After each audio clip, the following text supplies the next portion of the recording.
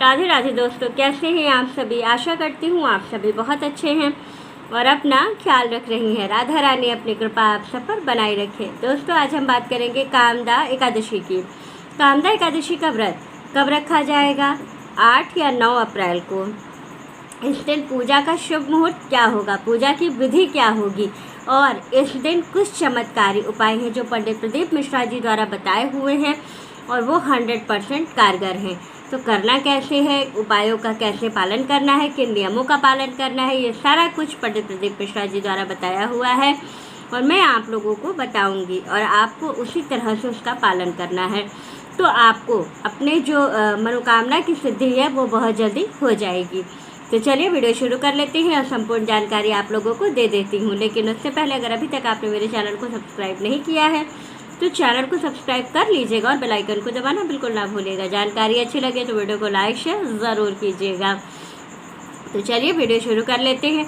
सबसे पहले बात कर लेते हैं कामदा एकादशी की। कामदा एकादशी जो है ये चैत्र मास के शुक्ल पक्ष की एकादशी को हम लोग जो है कामदा एकादशी के नाम से जानते हैं। इस दिन विशेष रूप से हरि विष्णु जी की पूजा की जाती है और जब हम कोई हमारी कामना होती है उसकी पूर्ति के लिए पूजन करते हैं तो कुछ विशेष नियमों को ध्यान में रखा जाता है। तो कौन कौन से नियम हमारे लगेंगे, आइए चलिए संपूर्ण नियम जान लेते हैं। सबसे पहले तो पहला नियम यही होता है एकादशी का कि एकादशी में ब्रह्म मुहूर्त में स्नान करने का विशेष नियम है।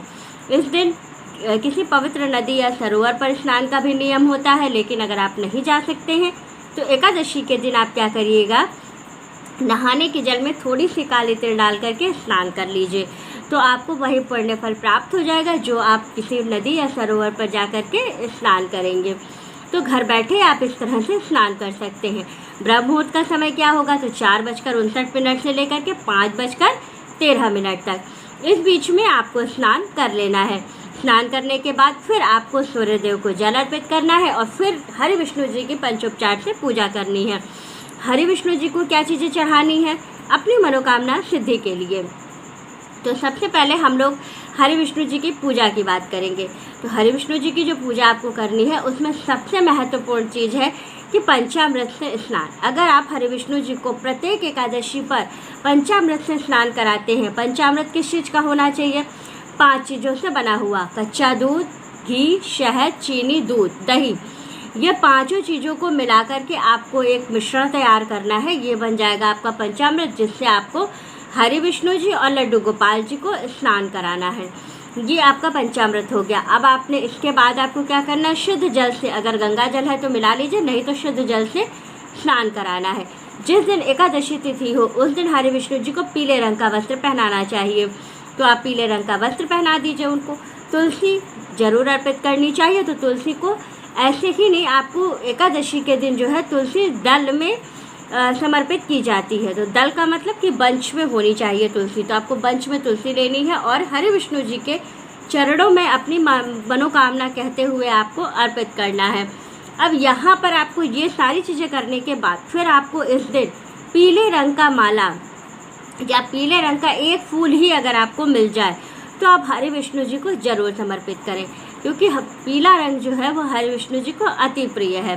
तो आपको पीले रंग का फूल मिल जाए तो ज़रूर, और अगर माला मिल जाए तो बहुत अच्छा है, हरि विष्णु जी को ज़रूर समर्पित करें। इसके बाद आपको क्या करना है, इतना करने के बाद पीले फल का भोग लगा दीजिए, पीले फूल का, पीला मिठाई का भोग लगा करके फिर आप वहाँ बैठ करके एक घी का दीपक जला लीजिए, उसमें थोड़ी सी तिल डाल लीजिए और इसके बाद बैठ करके वहीं पर कामदा एकादशी की कथा पढ़ लीजिए।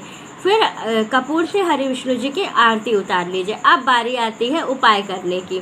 उपाय करना क्या है, इस दिन आपको अपनी मनोकामना की सिद्धि के लिए तुलसी जी का एकादशी के दिन बहुत महत्व होता है। ये सभी को पता है कि एकादशी के दिन तुलसी तोड़ी नहीं जाती है, तुलसी में जल नहीं चढ़ाया जाता है, बहुत सारे नियम हैं तुलसी जी के लिए। लेकिन तुलसी जी का ये उपाय आपको बहुत धन प्राप्ति और समस्त कामनाओं की पूर्ति के लिए ये बहुत कारगर है। करना क्या है, तुलसी जी की 5 पत्ती लेनी है, गिन करके आपको 5 पत्तियाँ लेनी है, 5 को लाइन से रख देना है। उसके ऊपर पहले अष्टगंध चंदन का तिलक लगाना है, फिर उसके ऊपर आपको कुमकुम का तिलक लगाना है और सब पे थोड़ी थोड़ी काली तिल चढ़ा देना है। काले तिल चढ़ाएंगे तो मोक्ष की प्राप्ति के लिए काले तिल चढ़ाया जाता है। और जो पीला चंदन हम चढ़ाते हैं वो सुख और सौभाग्य के लिए चढ़ाते हैं। और लाल चंदन या लाल कुमकुम जो हम चढ़ाते हैं वो हम अपनी मनोकामना सिद्धि के लिए चढ़ाते हैं।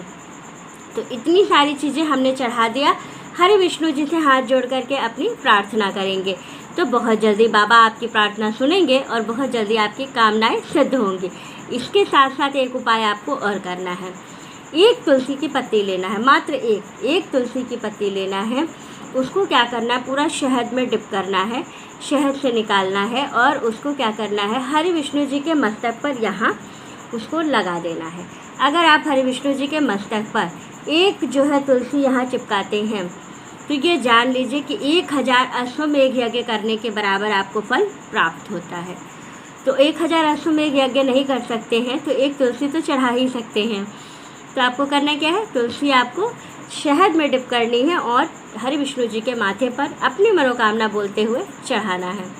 इतना करने मात्र से आपकी समस्त मनोकामनाएं पूरी हो जाएंगी।